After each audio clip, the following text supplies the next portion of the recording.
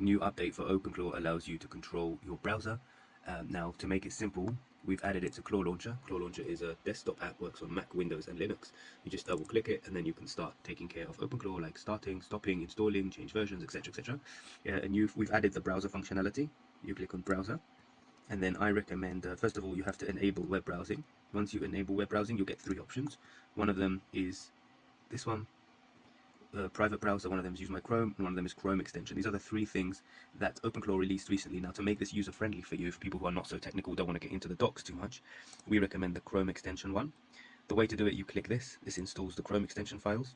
After that, you copy this URL and paste it into here, Chrome extensions. Then you make sure that this is on developer mode.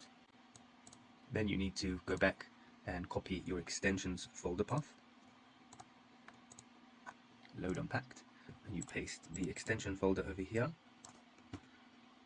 and then you click select folder. Once you've done that, this pops up, which means you're doing great. All you need to do is copy your token, which is also available right here, and see how easy Claw Launcher makes your life with all the latest updates. You click save and finished. Fantastic.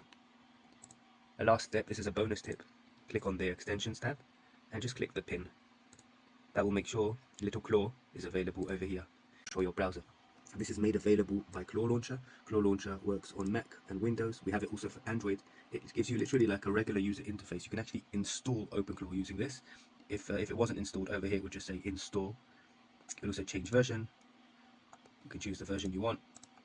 Also, it's got insane settings, which will be user friendly for you because it's a desktop app.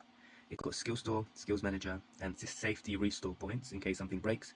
I make a ton of these because whenever something works, I just make a restore point so that I can always go back to the past if something breaks. And just testing it, the Chrome extension that controls your Chrome tabs, it didn't work properly.